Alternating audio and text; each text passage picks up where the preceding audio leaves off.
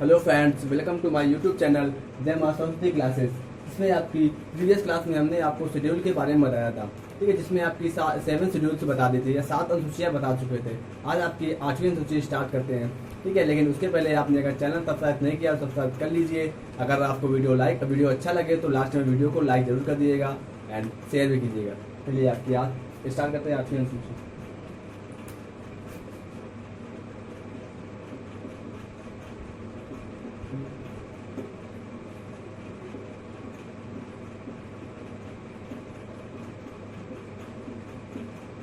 आठवीं सूची में हमारी भाषाओं के बारे में बताया गया है। भाषाओं या लैंग्वेज के बारे में बताया गया है।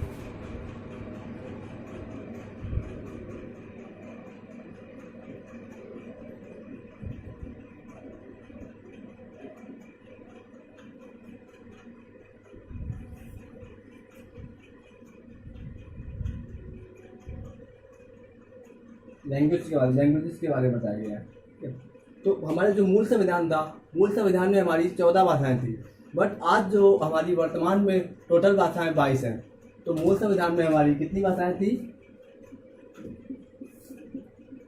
मूल संविधान मूल संविधान में हमारी 14 भाषाएं थी। 14 भाषाएं थी, लेकिन वर्तमान में 22 भाषाएं हैं। वर्तमान में हमारी 22 भाषाएं हैं, जिसमें से कुछ संविधान संशोधन करके या कॉन्स्टिट्यूशन अमेंडमेंट करके कुछ भाषाएं हमारे संविधान में जोड़ी गई थी। ठीक है, तो आपको देखते हैं उसके आगे। जो हमारा 21 कॉन्स्टिट्यूशन अमेंडमेंट 1967 में या 21वां संविधान संशोधन 1967 में जो हुआ था, उसके तहत हमारी सिंधी भाषा जोड़ी गई थी। तो 21वां संविधान संशोधन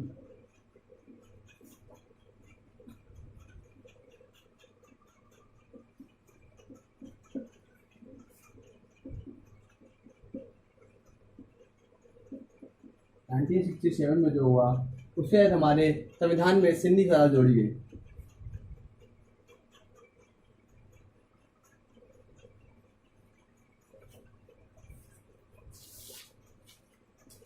सिंधी भाषा जोड़ी गई। फिर इसके बाद हमारा 71 कॉन्स्टिट्यूशन अमेंडमेंट या हमारा 71वां संविधान संशोधन जो हुआ था, उसके 71वां संविधान संशोधन 1992 में हुआ था। उसके तहत हमारी 3 भाषाएं जोड़ी गई थी, नेपाली, मणिपुरी और कोकड़ी। तो 71वां संविधान संशोधन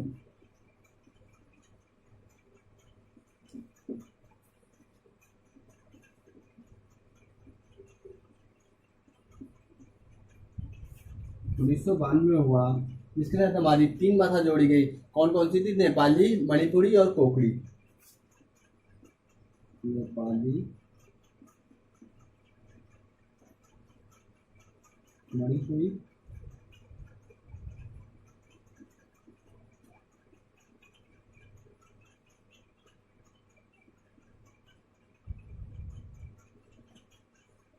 कोकड़ी, 3 भाषा जोड़ी गई।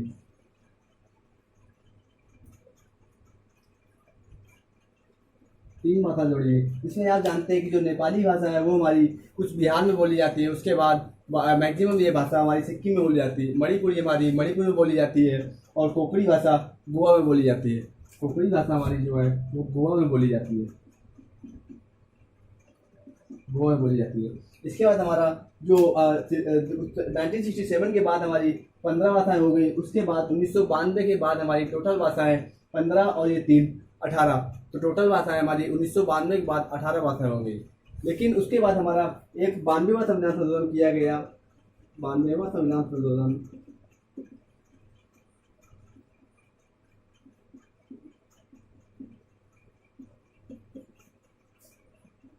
2003 में किया गया। इसके तहत हमारे संविधान में 4 भाषा जोड़ी गई। कौन कौन सी थी? मैथिली, संथाली, डोगरी और बोडो, ये 4 भाषा जोड़ी गई। मैथिली,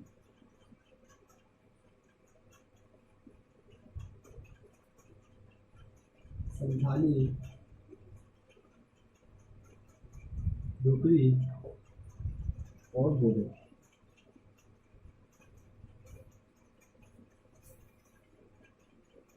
बोडो 4 भाषा जोड़ी गई। ठीक है।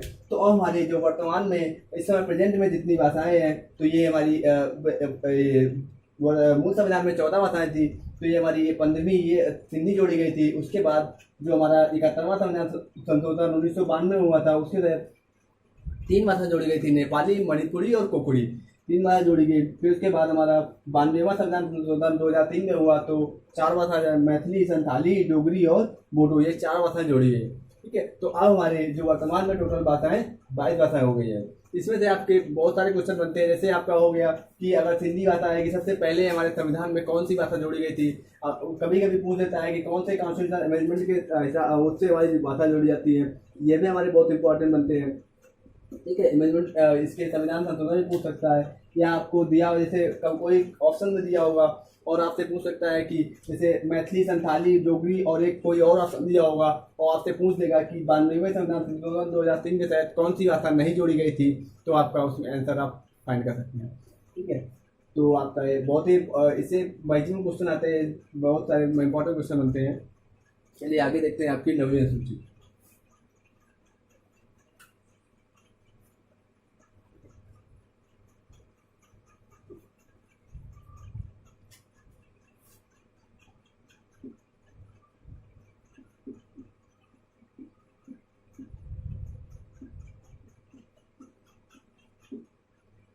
नवीं अनुसूची, नवीं अनुसूची के बारे में हमारा जो नवीं अनुसूची थी हमारी, जो टोटल हमारे जो मूल संविधान में थी, मूल संविधान में 8 अनुसूचियाँ थी, लेकिन हमारी जो नवीं अनुसूची थी वो हमारी 72वें संविधान प्रथम संविधान संशोधन 1991 के तहत जोड़ी गई थी। तो हमारी जो नवीं अनुसूची थी वो हमारी प्रथम संविधान संशोधन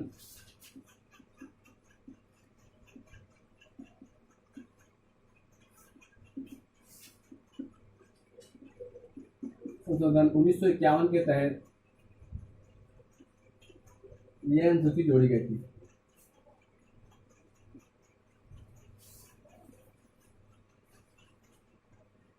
अनुसूची जोड़ी गई थी।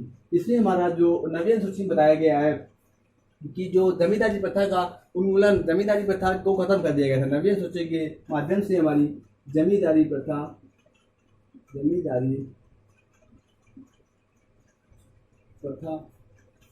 का उन्मूलन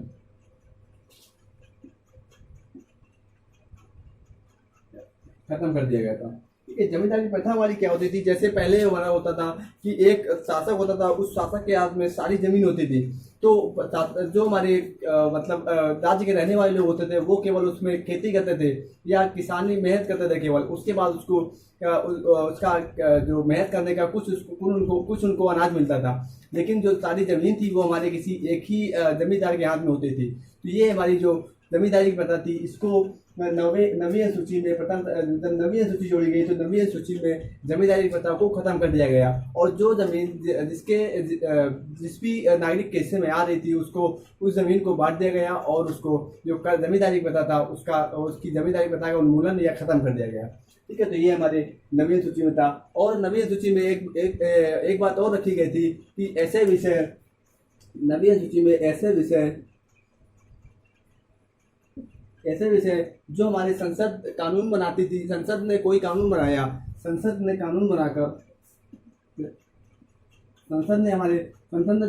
कोई भी कानून बनाकर अगर हमारे नवीं अनुसूची में रख दिया, तो उसमें जो हमारी जुडिशरी थी या न्यायिक मतलब कि न्यायालय था हमारा, वो न्यायालय उसका रिव्यू नहीं कर सकता। रिव्यू मतलब उसका कोई परीक्षण नहीं कर सकता। ठीक है। तो जो भी इसमें से विषय थे, संसद ने कोई कानून बनाया, अगर उसमें नवीं अनुसूची में रख दिया तो उसकी न्यायिक समीक्षा नहीं होती थी, या उसमें से कोई भी जुडिशरी अपना वर्क नहीं कर सकती है। ठीक है। तो ऐसा था तुम्हारा। और इसमें से जैसे उसके बाद जो केशवानंद भारती बनाम जो केरल राज्य का केस था, उस केस के बाद जो 24 अप्रैल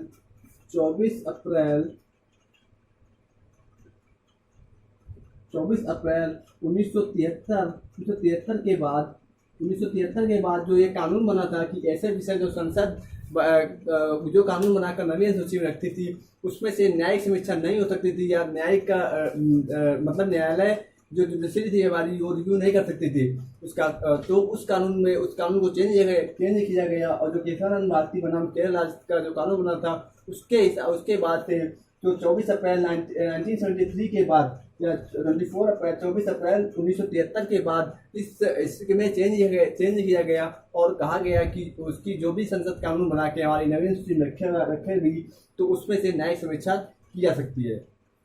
ठीक है, तो ये आपकी नवीन सूची थी।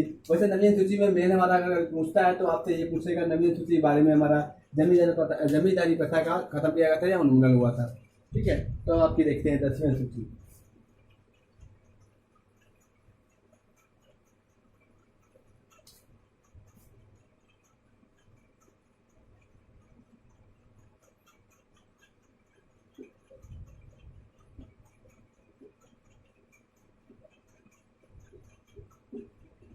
दसवीं सूची, नवीं अनुसूची तक आपने देख लिया। 10वीं अनुसूची में हमारा बताया गया था दल बदल कानून के बारे में बताया गया है।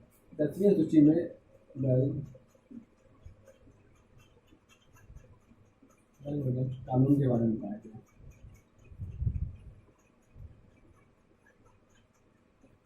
दल बदल कानून के बारे में बताया गया है। इसमें जैसे बोल सकते हैं आपको एंटी डिफेक्शन लॉ,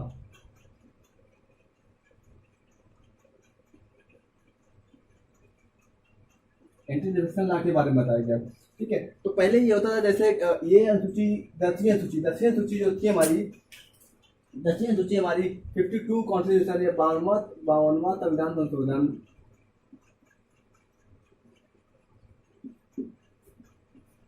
संविधान संशोधन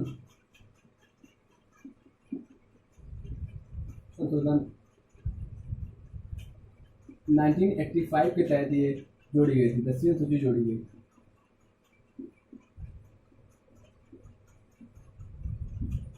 जोड़ी गई थी।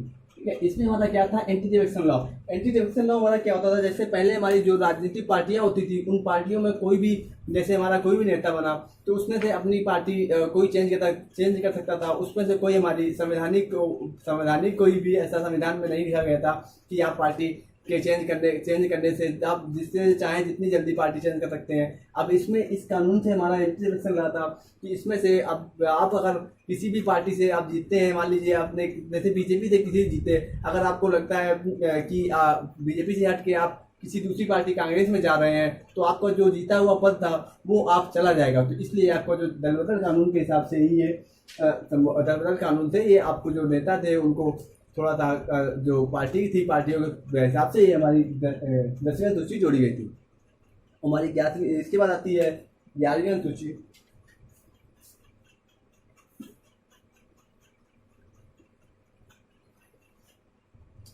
11वीं अनुसूची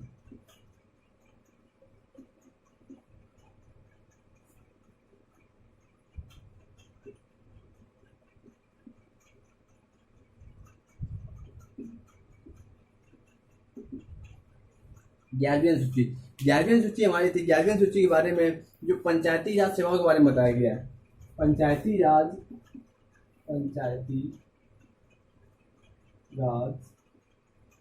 सेवाओं के बारे में बताया गया है। सेवाओं के बारे में 11वीं सूची जो थी हमारी 11वीं सूची 73 या 73वें संविधान संशोधन के तहत जोड़ी गई थी। 73वें संविधान संशोधन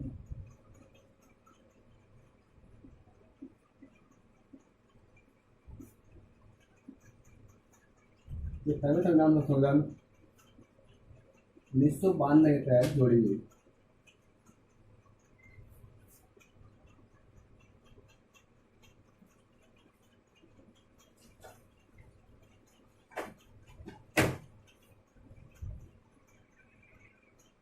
तेरहवें संविधान संशोधन 1992 के तहत हमारी 11वीं सूची जोड़ी गई थी। 13वें संविधान से 11वीं सूची जोड़ी गई थी। 11वीं सूची हमारा क्या था, पंचायती राज सेवाओं या आप संस्थाओं बोल सकते हैं, पंचायती राज संस्थाओं के बारे में बताया गया था। ठीक है, तो ये पंचायती राज ये सूची जब हमारी जोड़ी गई थी तो हमारे राष्ट्रपति थे इसमें शंकर दयाल शर्मा राष्ट्रपति थे।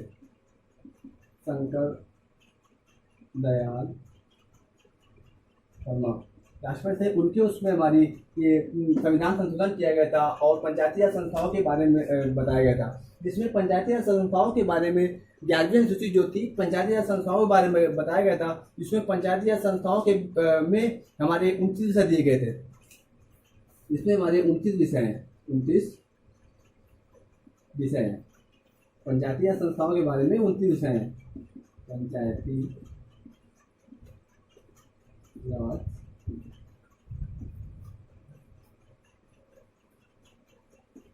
संस्थाओं में हमारे 29 विषय दिए गए थे, 29 विषय दिए गए थे। ठीक है, अब आपकी आती है 12वीं अनुसूची। 12वीं अनुसूची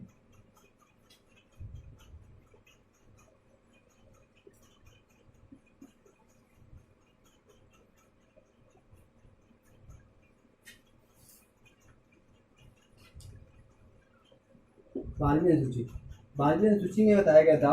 12वीं अनुसूची आपको बता दें, 12वीं अनुसूची हमारी जो 11वीं और 12वीं ये दोनों अनुसूची एक साथ जोड़ी गई थी 1992 में। तो 12वीं अनुसूची हमारी क्या थी, इसको हमने 73वें संविधान संशोधन, सॉरी 74वें संविधान संशोधन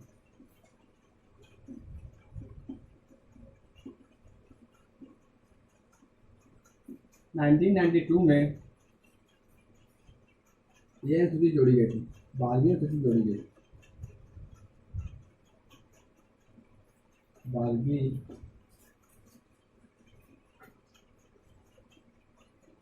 अनुसूची जोड़ी गई, जिसमें हमारी 12वीं अनुसूची में बताया गया था, 12वीं अनुसूची के बारे में बताया गया था हमारी 12वीं अनुसूची में। इसमें जो शहरी क्षेत्र या नगर के क्षेत्र, जो शहरी क्षेत्र या स्थानीय सुशासन, शहरी क्षेत्र, इसमें हमारा इस अनुसूची में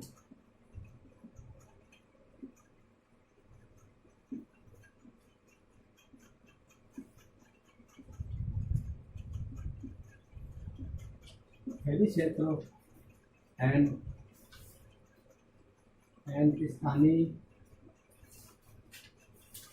स्थानीय सुशासन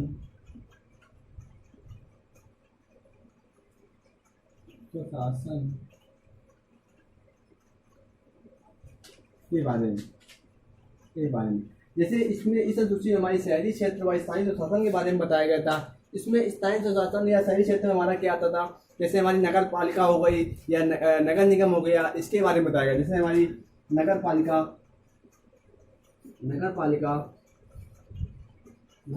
या नगर निगम